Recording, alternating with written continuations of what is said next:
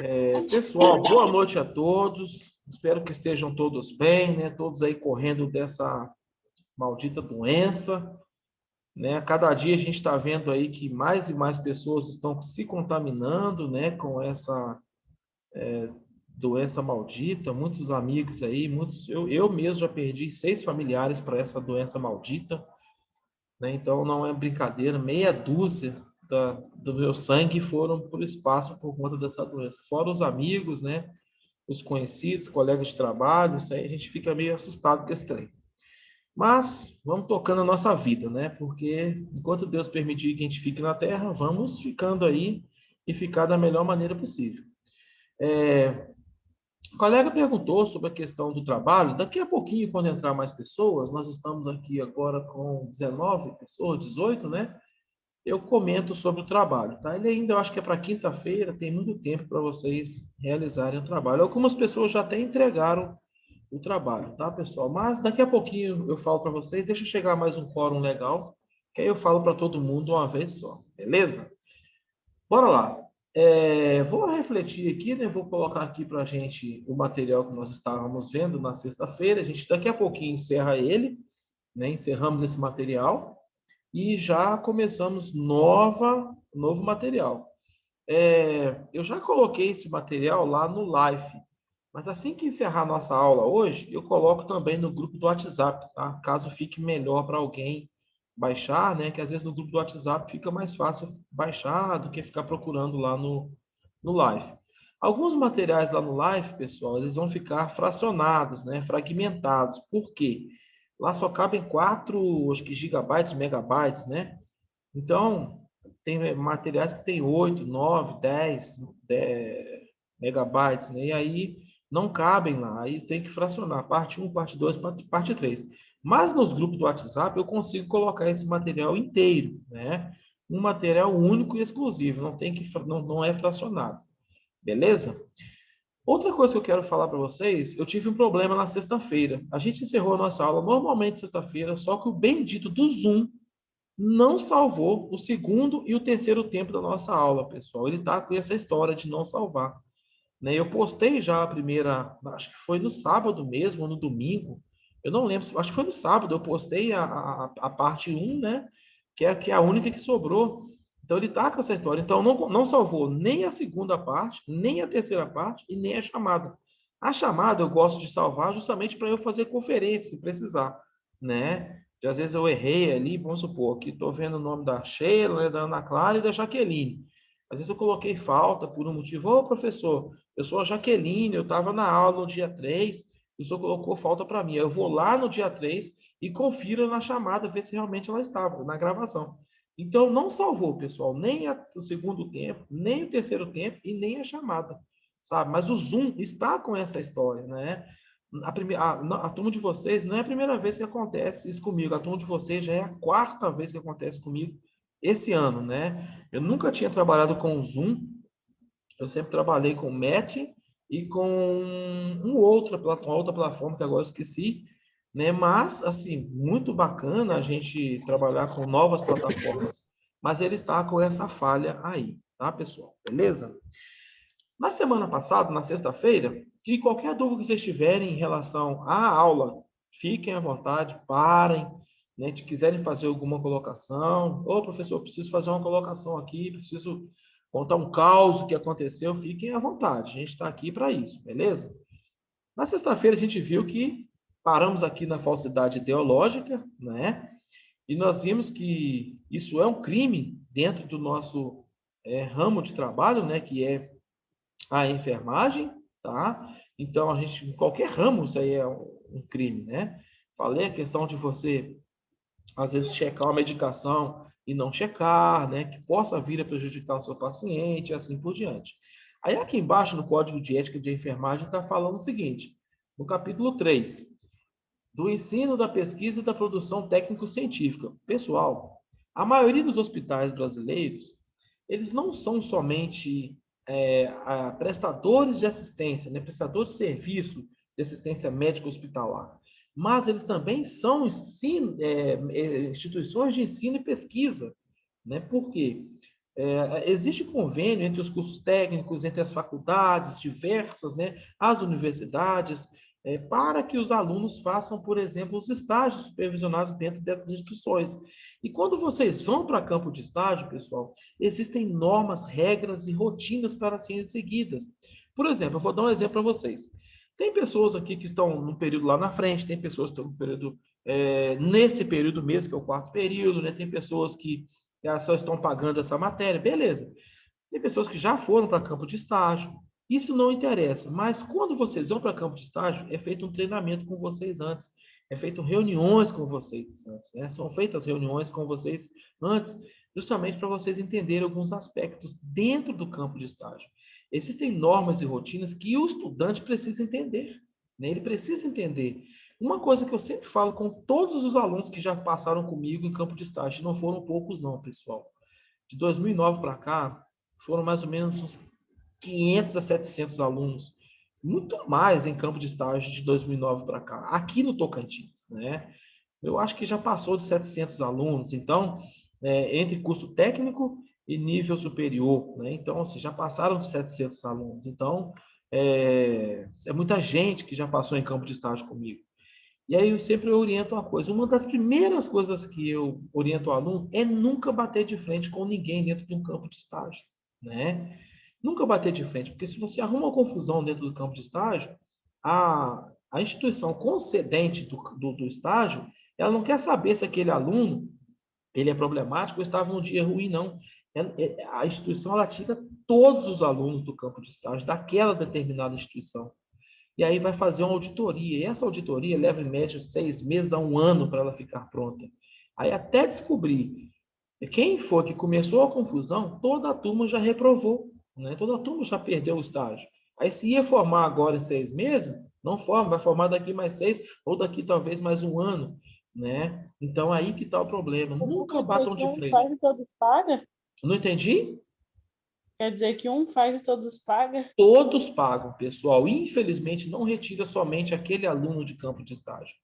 Todos são retirados, é da instituição inteira. Porque a instituição concedente, ela entende que quando o aluno vai para o campo de estágio, ele já teve essa conversa com a faculdade ou com o curso técnico, né? E aí, pessoal, infelizmente, por causa de um, todo mundo se lasca, né? Todo mundo vai para o pau. Pode acontecer de a instituição que está concedendo o estágio falar assim, não, vamos tirar só a Ana Clara porque foi ela que deu o problema. Mas, infelizmente, a maioria dos casos que eu já vi, eles retiram todo mundo do campo de estágio, tá, pessoal? Então, as escolas e os cursos de graduação, pessoal, elas têm esse convênio, é assinado um contrato, né?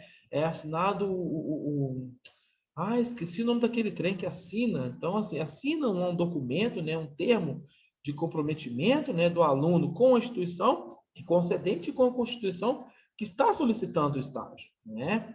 Aí está falando aqui, pessoal, divulgar ou publicar em seu nome, né, produção técnico-científica ou instrumento de organização formal do qual não tenha participado ou omitir nome de coautores e colaboradores. Isso não vale somente, pessoal, para monografia, artigos, não.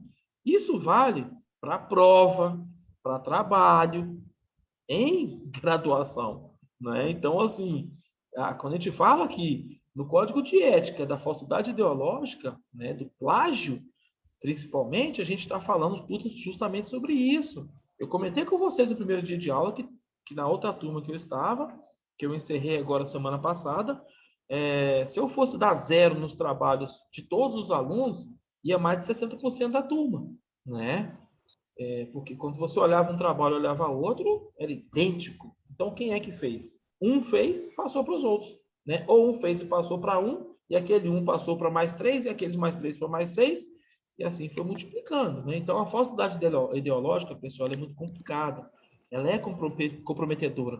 E sempre que você vai divulgar alguma publicação, você precisa divulgar também o nome do autor. Porque se você não divulga o nome do autor, você está plagiando, né? Até essas frasezinhas bonitinhas, motivacionais, pessoal. Você pega uma frasezinha motivacional, vai lá no Instagram e coloca lá. tá. Aí, se você não coloca o nome do autor e o autor se sentir plagiado, ele pode processar. Então, muito cuidado com isso. Coloca o nome do autor. Para você pegar uma foto de uma pessoa e postar, digamos, está lá no Instagram da Sheila, né? Está lá no Instagram da Sheila, da Jaqueline. Aí a Ana Clara vai lá e pega uma foto e posta. Ela pode responder criminalmente por isso, tá? Então, muito cuidado com essas coisas, tá, pessoal? E outra coisa, quando a gente fala em falsidade ideológica, dentro do ambiente hospitalar, isso é pior ainda, pessoal. É pior ainda, tá? Vamos para frente que atrás vem gente. Opa, para cá, para baixo. Aqui, beleza. Aqui, tá, beleza. Tanto de pesquisa, falei isso, né, do artigo 99. Agora, exercício ilegal da medicina, arte dentária, né, ou farmacêutica, que nesse caso se inclui também a nossa profissão. Exercer ainda que a título gratuito, né, aqui está falando de medicina e medicina e farmácia, tá, pessoal? Olha aqui, ó. E dentista, né? Você não pode, olha ali, ó, exercer ainda que a título gratuito, sim. Você ouviu o caso, não sei se você ouviu o caso daquele dentista que estava aplicando, eu creio que deve ser Botox. Surgiu, eu vi hoje, né? Que ele deixou muita paciente deformada. Eu vi só também a manchete, eu não li a reportagem. Foi preso, né? Ele Foi. foi preso, né? Eu vi só a manchete, mas não li a reportagem. Então, assim, ele poderia, não sei se a odontologia, porque eu não entendo, né, do Conselho Federal de Odontologia, não é da minha alçada, não sei se a odontologia permite o curso, a especialização em estética, né? Ou em cirurgias plásticas, não sei, né? Se ela abrange essa área. Eu sei que a enfermagem, sim, você pode fazer uma pós-graduação em estética, né? E ser um esteticista, um enfermeiro esteticista. Mas a odonto, não sei, eu creio que sim. E aí dá esses problemas. Não sei se vocês lembram também aquele tal de doutor Bumbum, lá do Rio, né? Foi caçado o CFM dele, né? O CRM Eu dele, lembro. desculpa. Foi caçado o CRM dele, foi feito um monte de coisa, foi preso, depois foi solto de novo, né? Tem essa problemática toda também, né? Obrigado pela sua contribuição, né? Exercer ainda que a título gratuito a profissão de médico, dentista ou farmacêutico sem autorização legal ou exercendo-lhes os limites, né? Então, excedendo-lhe os limites. Então, pessoal, para essas três profissões, não pode, você não pode exercer, mesmo que voluntariamente, sem uma autorização prévia, né? Você não, eles não podem exercer sem a autorização prévia.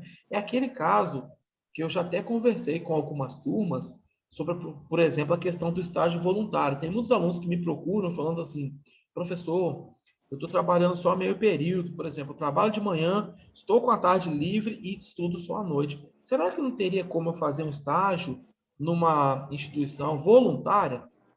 Eu falo para os alunos, olha, tem, mas o problema é que essas instituições não te fornecem um estágio voluntário por conta de não ter quem te supervisiona, né? Então precisaria de um supervisor de estágio. E aí as coisas ficam mais complexas, né? Mais complicadas. E aí acaba que a instituição não pode ceder esse estágio por falta desse supervisor e o aluno não consegue esse supervisor gratuito, né? Para fazer esse estágio voluntário também. Beleza? Tem caldo de 7. Oi? Bora lá. Aqui, ó, tá falando aqui ainda, né? O Código de Ética dessas três profissões fala das relações com a pessoa, a família e a coletividade, né? O artigo 33, prestar serviço que possua natureza competem, né, a outro profissional, exceto em caso de urgência. Então, assim, o exercício legal da profissão, pessoal, se aplica a gente também, né? Não é só nessas três profissões, não. Eu acho que em todas as profissões, por exemplo, eu vi nós, né, nossa área, eu vi lá no Grey's Anatomy, Maurício, o cara fazendo a traqueostomia lá, pegou, fez um buraquinho ali, colocou uma caneta e salvou a vida do paciente, tá? Beleza, aquilo lá foi no Grey's Anatomy, mentira, né? O povo lá sai transando igual macaco mesmo e acha que no hospital é do mesmo jeito, e não é, né? Então não acredita em tudo que você vê na televisão, não, porque isso é de responsabilidade médica. Traqueostomia, só o médico tem autorização para fazer. Se você, enquanto enfermeiro, faz, você pode até salvar a vida da pessoa, mas você vai responder administrativamente e você vai responder civilmente por isso, tá? Não é um ato de enfermeiro fazer, tá, pessoal? Então, muito cuidado com essa bagaça aí. Vamos lá. Aqui para frente, né, exercício legal da profissão, artigo 47 da Lei 3688 de 41, bem antiga, né? Exercer a profissão ou atividade econômica ou anunciar que exerce sem preencher as condições a que por lei, né, está subordinado ao exercício. A prisão é pena, prisão simples, né, de 15 dias a 3 meses. Então, a pena é irrisória, né, pessoal? A pena é irrisória. E, geralmente, a pessoa que é presa nessa circunstância aí, ele sai de lá, não tem praticamente... Isso aí é convertido em trabalho voluntário, sabe, pessoal? Voluntário não, né? Obrigatório. Então, ou pagamento de cestas básicas, ou até pagamento de multas mesmo. Então, a maioria dos juízes convertem essas penas aí, tá? Pela capacidade carcerária brasileira que está estrangulada, né? Então, dois, é porque é uma pena dessa praticamente irrisória, né? Aqui na frente, né, o Código de Ética nosso está dizendo prestar serviços, né, que por sua natureza competem a outro profissional, exceto em casos de emergência. Pessoal, por exemplo, numa situação de emergência, você não vai fazer uma traqueostomia, tá? Você não pode fazer uma traqueostomia, mesmo na situação de emergência.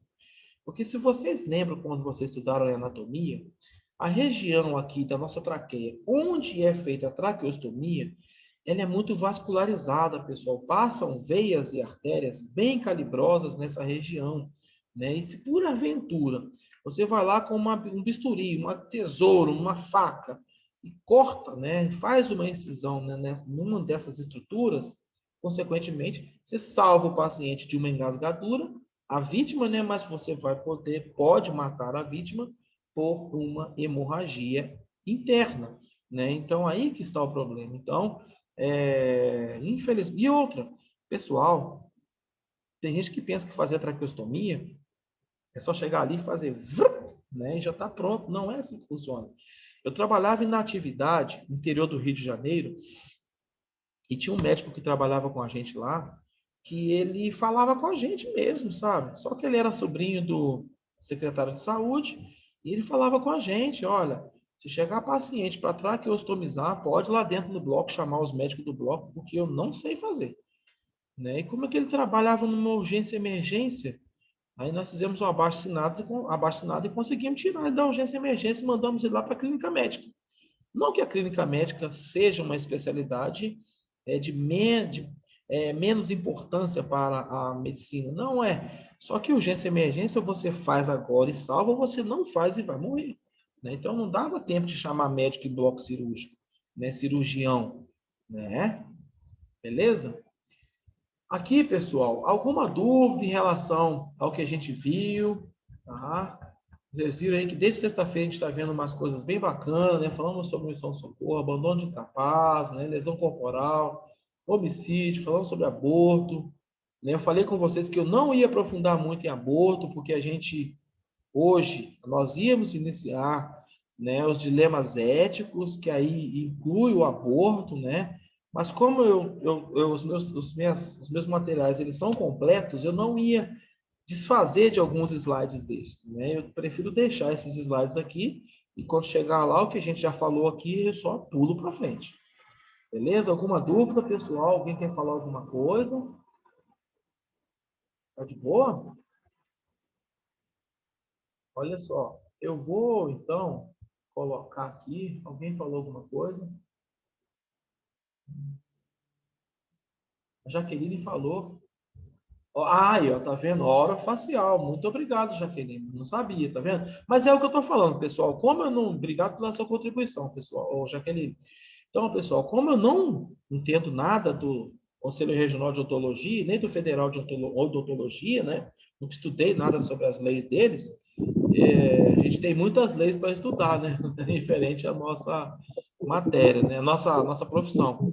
E aí, aqui a Jaqueline deu a contribuição. Não, Maurício, permite sim a orofacial. Ótimo, né? Obrigado pela contribuição. Beleza, Jaqueline?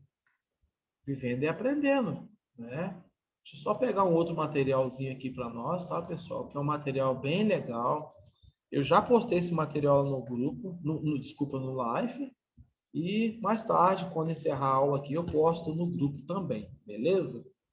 Olha só. Esse novo material, ele é pequeno, não é um material extenso, tá? Se a gente não terminar ele hoje, vai faltar uma beiradinha para a gente terminar para amanhã, tá? Meu cálculo é a gente terminar ele hoje, tá? Porque não é um material muito grande, não. Mas é um material muito complexo, pessoal. Um material, por isso que o nome fala dilemas éticos, né? Não fala sobre um dilema, né? Então são vários dilemas.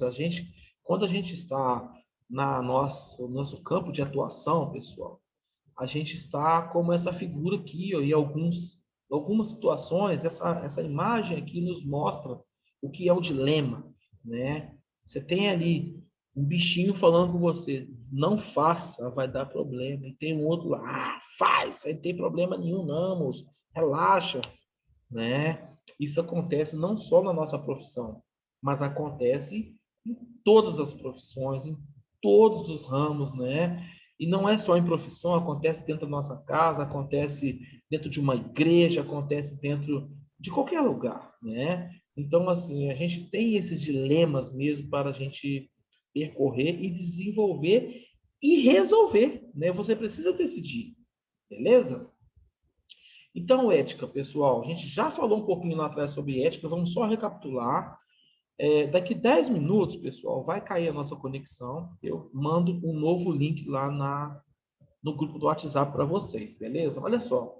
Ética, conjunto de regras e preceitos de ordem, né, valorativa e moral de um indivíduo, né? De um grupo social ou de uma sociedade. Então, pessoal, por exemplo, é, a ética, eu comentei aqui na sexta-feira, a ética são os princípios, são os valores, né? Aquilo que você herda, às vezes, dos seus ancestrais, né? Pai, mãe, ou quem cria essa pessoa. A moral é a aplicabilidade, é aquilo que você aplica, principalmente quando não tem ninguém vendo, né? Principalmente quando não tem ninguém vendo. Porque é muito fácil a gente tentar esconder o nosso lado antiético, mas uma hora ele vem à tona, né? Então, nenhum crime é perfeito, nenhuma estripulia que a gente fez foi perfeita, né? Uma hora aquilo vem à tona, uma hora surgem as verdades. Então, eu até comentei na sexta-feira com vocês, seria muito cômodo e confortável da minha parte falar para vocês que roubar era feio, que roubar era isso, que roubar era aquilo. Aí, amanhã ou depois, vocês me veem aí nas páginas dos jornais. Professor da faculdade Itop foi preso roubando banana no supermercado. Macaco ama banana, né? Foi preso roubando banana no mercado. Aí vocês vão lembrar, nossa, mas quando ele falou de ética, ele falou que era tão feio roubar, né? Falou que era tão esquisito roubar, que não podia roubar, e foi preso roubando, né? Então, não, não é aqui ainda. Eu tenho alguns videozinhos para mostrar para vocês na aula de hoje, vídeos de 2 minutos, né, 3 minutos, que vocês vão entender algumas coisas lá na frente, tá, pessoal? Por exemplo, aqui na frente, nós temos uma imagem, né, dos dilemas éticos. Aqui nós temos a eutanásia, nós temos o aborto, né? E o primeiro tema que nós vamos entrar é justamente a eutanásia, né? Direito à vida ou direito à morte, né? Morte digna. Então, pessoal, é uma coisa muito complicada. Quando a gente fala em eutanásia, olha o que a gente está falando. A palavra vem do grego, né, que quer dizer boa morte. Então, eutanásia quer dizer boa morte ou morte digna, né? Então, é aqui você tirar o sofrimento daquela pessoa. Então, assim, quando começaram a se estudar as doenças, eles não entendiam muito o que era doença, eles acreditavam que doença era castigo dos deuses, né? E porque a pessoa tinha aquela saúde, o cara era um trator quando trabalhava, quando era mais novo, trabalhava como trator e de repente cai no leito de enfermidade, né? E consequentemente eles entendiam que aquilo ali era castigo dos deuses. Então, desde muitos séculos, pessoal, a eutanásia é aplicada em vários povos do mundo, né? Não é só questão de você falar, mas lá no país fulano de tal não tem eutanásia. Sim, lá e aqui. Aqui é proibido eutanásia, não é? Então, eutanásia aqui, em caso nenhum, pode ter eutanásia, né? Então, assim, a gente tenta até o último recurso, com tratamentos paliativos, se for o caso, para o paciente amenizar o sofrimento, mas a eutanásia em si, ela é explicitamente proibida. É a prática pela qual se abrevia, né, sem a dor ou sofrimento, a vida de um enfermo incurável, normalmente associado ao imenso sofrimento físico-psíquico. Gente, e o problema? Esses pacientes, eles chegam num grau de debilidade tão grande que não sofre só ele, pessoal. Eles, né, sofrem também os familiares, os amigos, né, a equipe que está ali. Então, não sofre somente o paciente em si. E quando eles falam ali para abreviar a vida, né, tirar esse sofrimento físico-psíquico, é justamente você interromper aquele grau de sofrimento. Não sei se vocês lembram de um caso de uns anos atrás, não sei quantos anos, pessoal, não sei se são 4, 5 anos, de um cara norte-americano que a mulher dele sofreu alguma coisa e ela ficou em coma há muito tempo, né? E ele entrou com um processo ele autorizou, aliás, porque o estado que ele morava lá nos Estados Unidos permitia a eutanásia. E aí eles não mataram essa mulher, eles só desligaram os aparelhos, né? Os médicos só desligaram os aparelhos, então não deu uma injeção letal nela. E aí ela evoluiu a óbito, ela morreu. Então muitas pessoas condenaram, falaram que ele não tinha direito àquilo, outras pessoas o apoiaram, falaram que ele tinha sim o direito, porque ela já tinha, não sei, acho que 15 anos que estava lá naquele estado vegetativo, né? E consequentemente as pessoas achando que ele tinha que reconstruir a vida dele porque ela não voltaria. Realmente ela faleceu, né? Mas assim, no Brasil, pessoal, isso é proibido, estritamente proibido. Na sexta-feira a gente até surgiu uns diálogos legais referente a isso, né? Alguns colegas tiveram algumas colocações sobre médico que está sendo investigado aí, principalmente nessa pandemia, né? Gente, vocês imaginem quantas pessoas não foram assassinadas por profissionais da saúde nessa pandemia.